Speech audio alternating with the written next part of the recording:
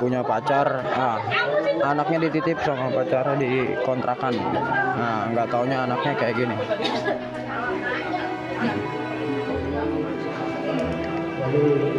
Ngerti dong, kenapa anaknya bisa dititip sama pacarnya?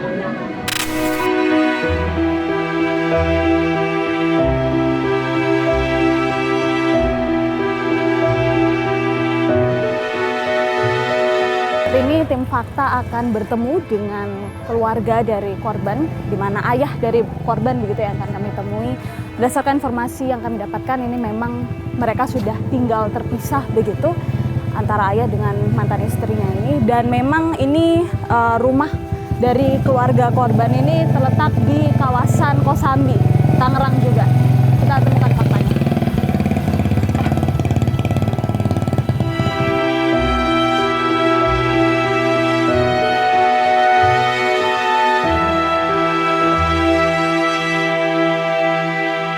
Selamat siang Pak Ahmadi. Siang, Mbak. Bapak ini adalah ayah ya dari korban, betul ya Pak ya? Betul. Ya, sebelumnya kami ingin mengucapkan turut berduka cita begitu Pak. Kami tahu ini bukan waktu yang mudah begitu ya bagi Bapak, sekeluarga.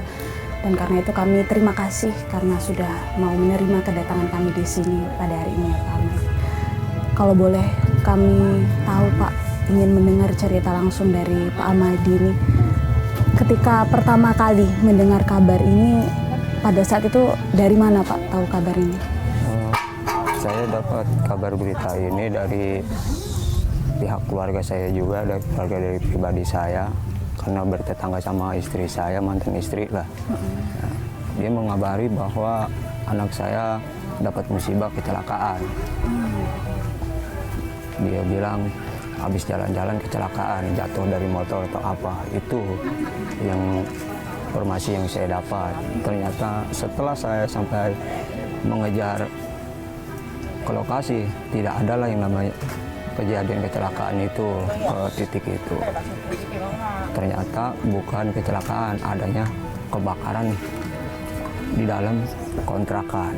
Dan pada saat itu saya datang ke situ, si korban pun sudah dikeluarin dari titik lokasi. Dari TKP itu ya Pak? Dari titik lokasi sudah dikeluarin dan saya pun begitu melihat histeris dan saya pun di situ sudah tidak bisa sadarkan diri lagi. Seperti apa kondisinya pada saat itu yang Bapak lihat? Sangat mengenaskan.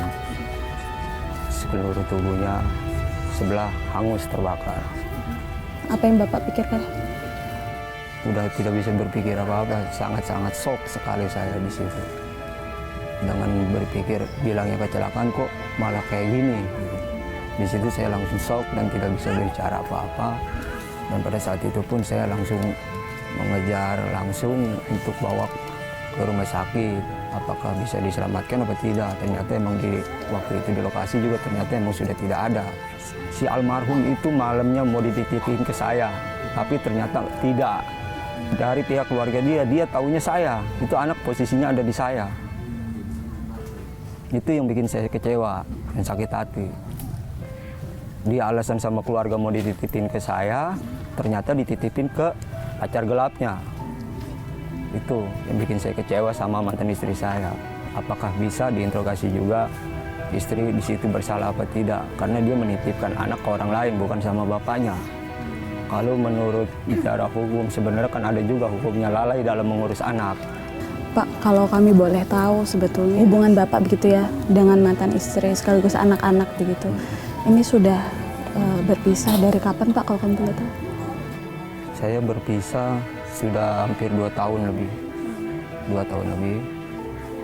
Dan saya awal berpisah pun anak saya mau bawa ternyata dilarang, ya mungkin dia lebih baik bisa mengurusnya. Dan ternyata dapat musibah kayak gini saya anggap seorang ibu yang lalai dan bodoh. Saya anggap benar-benar ibu yang bodoh, terlalu percaya sama orang lain. Dan kami pun komunikasi sama istri itu nggak pernah. Saya ganti nomor, diblokir, nomor baru diblokir, nomor baru diblokir. Pernah cerita juga nggak ke Bapak anak-anak? Dia pernah bercerita, kalau om itu galak kayak adik sering digebuk, sering dipukul. Itu Dia cuma cerita kayak gitu. Makanya kakak nggak pernah mau, katanya diajak ke situ. Pokoknya kalau ada mama dia pura-pura baik, nggak ada mama tapi dia jahat.